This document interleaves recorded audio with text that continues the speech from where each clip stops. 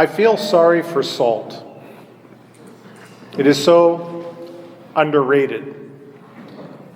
And all our Christian lives, from the time that we were young children, we were always told that Jesus calls us to be salt and light. And while there might be a passing reference to salt providing some kind of seasoning or spice to this life, we readily and more eagerly move on to the image of light because it's pleasant, it's comforting. But what about salt?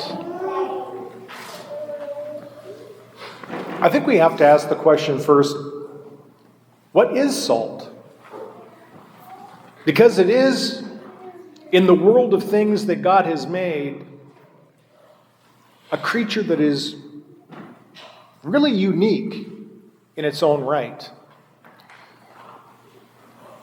You have a sodium ion that is positively charged.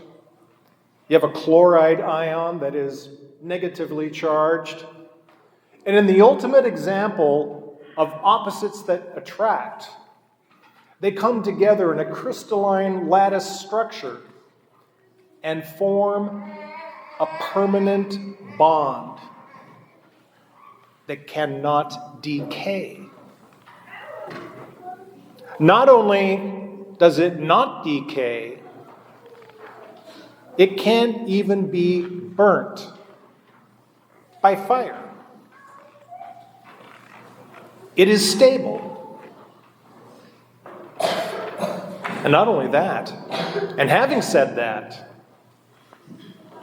any living thing, all the way from a human being to the smallest insect, if they are ever deprived of salt, ultimately they will die.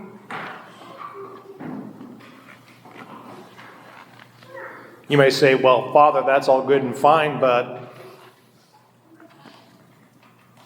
the ancient people had no knowledge of charged particles. Well, true as that may be, it is equally irrelevant. Because God knows. He made it. And there's a very specific reason why he chose the creature salt to represent his covenant faithfulness, his steadfast love for the human race, and his mercy that endures forever. In the Old Testament, there are over 24 references to salt.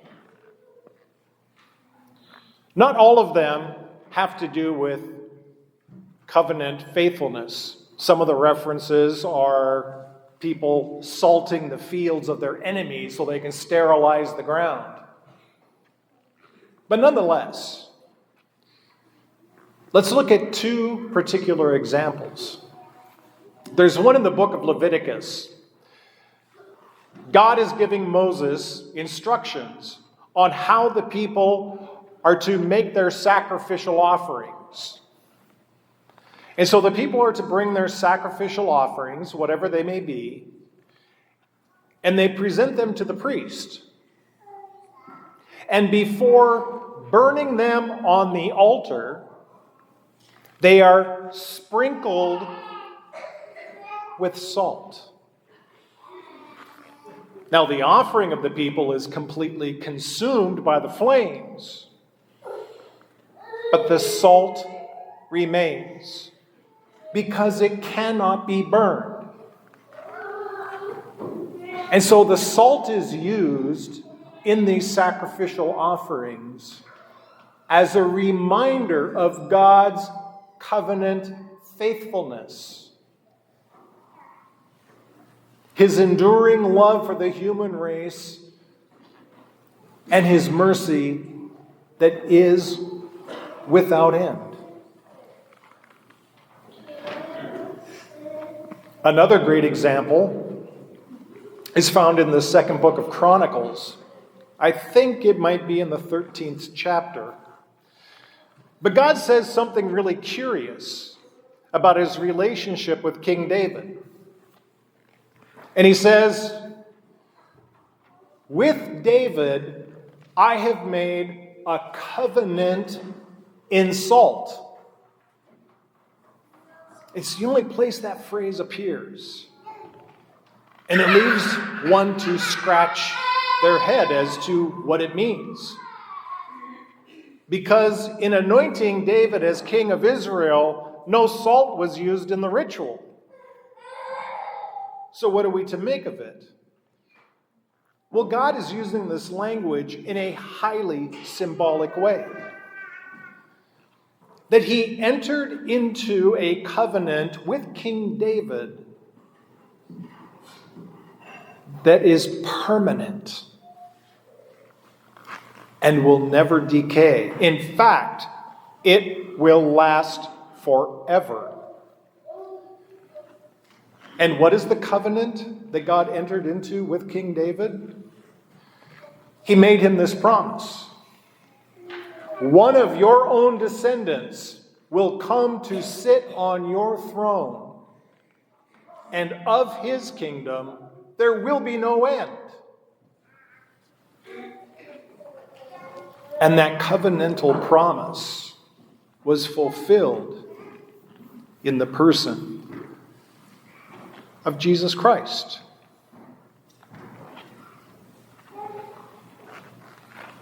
This kind of covenantal faithfulness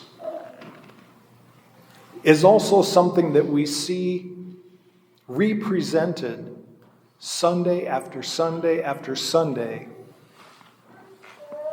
in the celebration of the Mass. It is why we are here.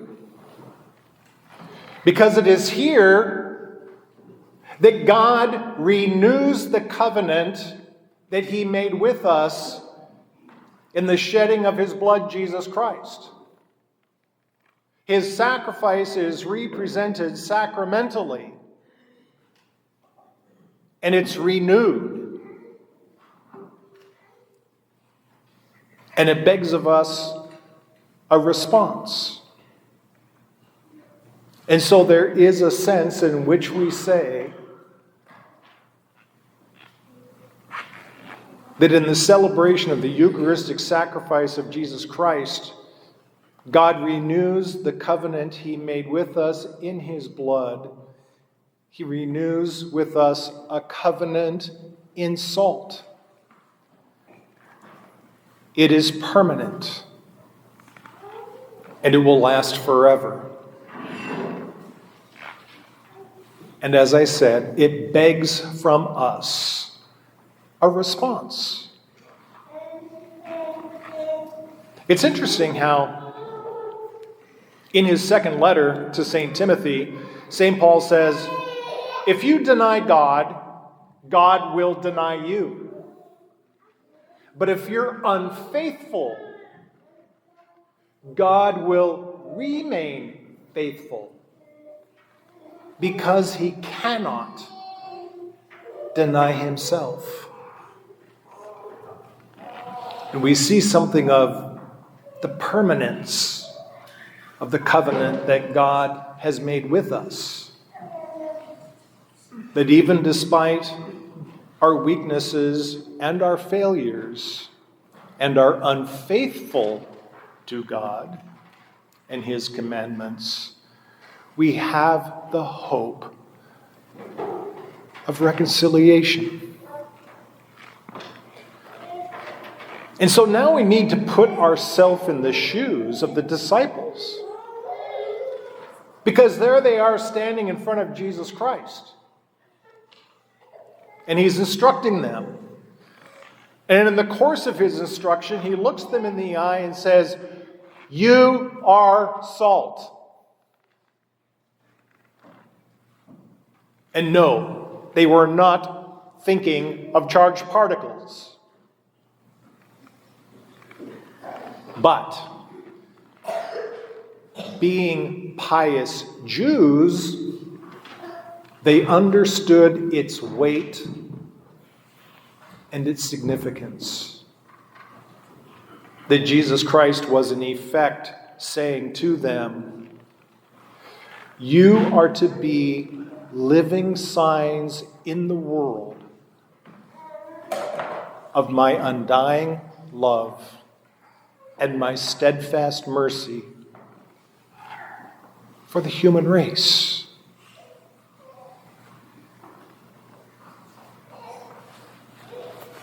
But then we go on, and I would say at the very tail end of everything we can say about salt. Because see, don't you like first things first? Don't you like starting at the top and then kind of working your way to the end? I mean, because when we think of salt, we skip to the seasoning, forgetting its properties. But now we get to the reason for its seasoning. Because while salt itself does not decay, interestingly enough, it prevents other things from decay and preserves them from corruption.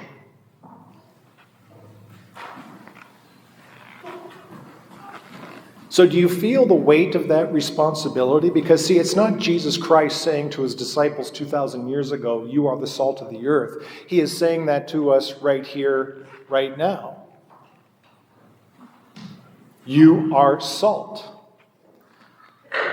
You are living signs of my covenantal faithfulness to the human race. That undying love, that mercy without end.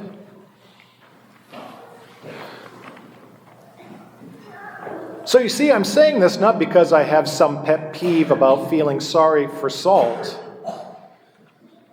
but Jesus Christ himself gave us an order. First he said, you're salt, then he said, you're light. If he wanted us to skip to light, he would have said light first and salt second, and then we'd forget about it.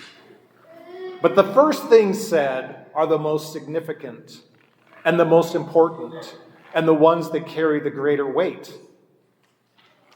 Because if you're not salt, let me promise you, you ain't light.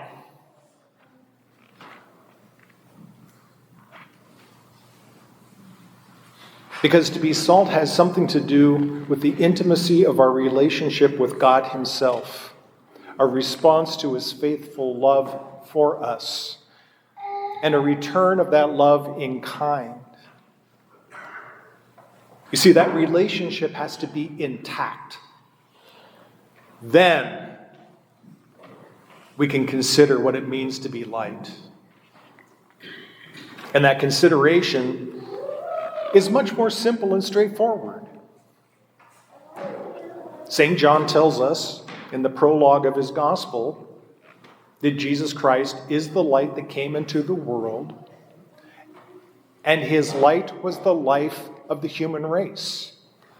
The light of Jesus Christ is our life, which is saying that it is our very participation in the divine life of God. And what does it mean to participate in the divine life of God?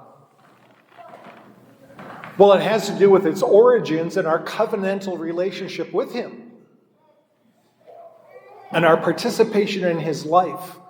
Just as God is effusive in his goodness, so our participation in that life too must effuse itself. It's manifest. And it's made visible in our good deeds. And so take that home for your consideration. Contemplate salt. It's a beautiful creature. And there's a very wonderful and significant reason why God chose it to be a sign of his love. And become that sign.